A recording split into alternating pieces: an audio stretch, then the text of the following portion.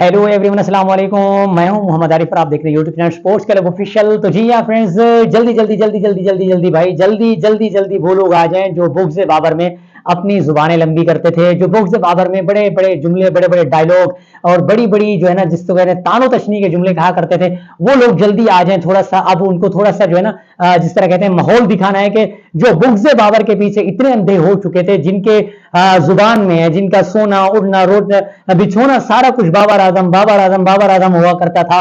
तो अब मुझे बताएं कि जी क्या हो रहा है, और वो जिस तरह कहते हैं ना, ये क्या हो रहा है जी, ये क्या हो रहा है। लेकिन बाबर आजम ने साबित कर दिया है कि जिस रेस से मुझे ये निकालने की बात कर रहे थे, ये लोग नहीं समझते कि उस रेस का सिकंदर मैं हूं।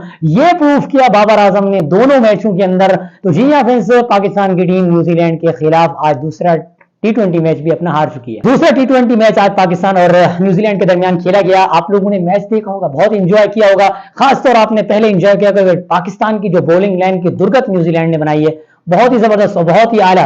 पहले 10 ओवर में जिस तरह न्यूजीलैंड ने धोया, जिस तरह न्यूजीलैंड ने धोया, लेकिन हुआ क्या है देखें, कुछ चीजें ऐसी होती है कि जब इंसान मिस्टेक करता है तो उससे इंसान सीखता है।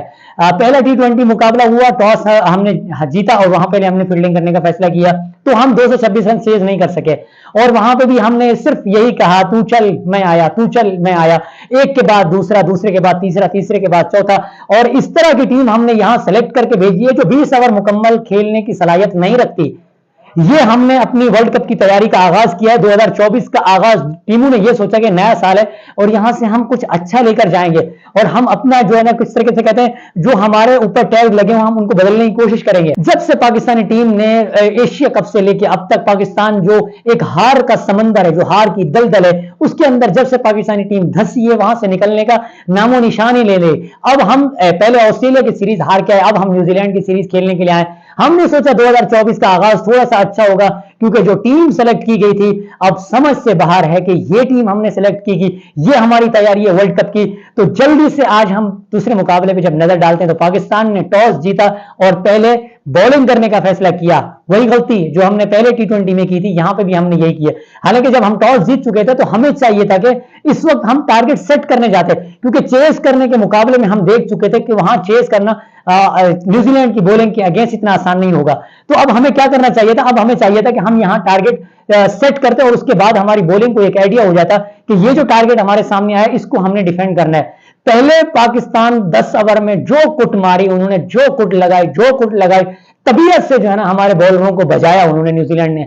और नए बॉल से हारिस रऊफ पता नहीं क्या, एक तरफ हमें कहते हैं कि जी ये डेथ बॉलिंग का डेथ ओवर का बॉलर है, और दूसरी तरफ हम नए बॉल उनको थमा देते हैं और उनको जो फिर मार पड़ती है वो देखने वाली होती है। पहली विकेट के लिए हमें बहुत लंबा चौड़ा इंतजार करना पड़ा। हमने 3 बॉलर आजमाए, उसामा मीर आजमाया, उसके बाद हमने अब्बास अफरीदी आजमाया, शाहीन शाह अफरीदी और हारिस रऊफ, 4 बॉलर हमने आजमाए, किसी को विकेट नहीं मिली। उसके बाद बिलाखिर आमिर जमाल जब आए तो पहली विकेट वो लेने में कामयाब हुए कि जिन्होंने तकरीबन कॉनवे को आउट किया। तकरीबन उस वक्त अच्छी खासी धुलाई हो चुकी थी पाकिस्तान की, और आज न्यूजीलैंड ने बहुत मारा पाकिस्तान को। अगर हम इस ग्राउंड की अगर हम बात करते हैं तो इस ग्राउंड के अंदर जो एवरेज स्कोर है वो है 175, लेकिन पाकिस्तान ने आज यहां पे भी बहुत तगड़े रन खाए हैं।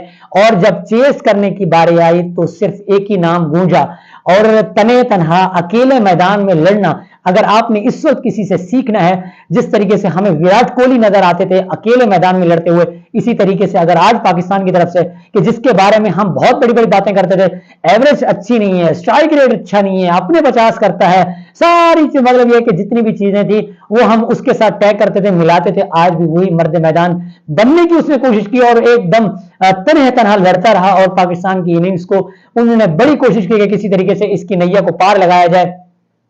लेकिन जो दूसरे बल्लेबाज हैं, 10 पे 2 आउट, साइम अयूब नहीं चले, रिजवान नहीं चले, और उसके बाद आमिर जमाल नहीं चले, चाचा इफ्तिखार नहीं चले।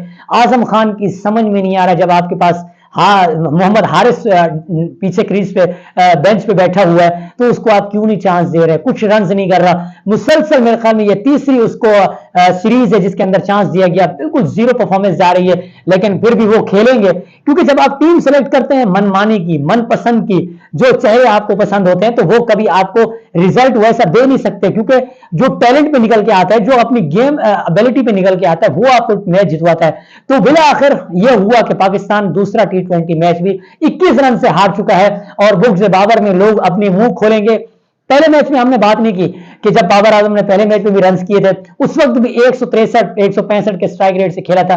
स्ट्राइक रेट का रोना रोते थे ना। आज भी बाबर 153 के स्ट्राइक रेट से 66 रन करके आउट हुआ है, और वही बाबर आजम आज भी अकेला मैदान में डटा रहा, और जब तक बाबर आजम मैदान में रहा एक होप हमें नजर आई।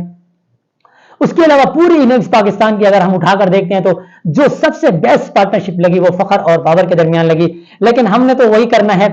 मिसाल के तौर पे मुझे जो पसंद है मैं वही लेकर आऊंगा, कैप्टन भी वही आएगा, बैट्समैन भी फुल, सारी चीजें हमने अपनी मनमानी की करनी है, तो परफॉर्मेंस इसी तरीके की आएगी। तो जी हाँ फ्रेंड्स, पाकिस्तान की दूसरी हार आप लोगों को कैसी लगी, और ये हार किसकी वजह से हुई, कौन इसका जिम्मेदार है? क्या सिलेक्शन अच्छी नहीं हुई? क्या इन लड़कों के अंदर इतनी एबिलिटी नहीं है कि या ये मैच जीत सकें? और ये जो हार के समंदर में हम लोग धंस चुके हैं, दलदल में हम लोग धंस चुके हैं, इस हार में कब से हम बाहर निकलेंगे? तो ये सारी चीजें हमने देखना बाकी है। कमेंट सेक्शन में जाके अपनी कीमती राय से हमें जरूर अदा कीजिएगा। तो जी हाँ फ्रेंड्स, मिलते हैं एक नई वीडियो नई अपडेट के लिए, तब तक के लिए अल्लाह हाफिज।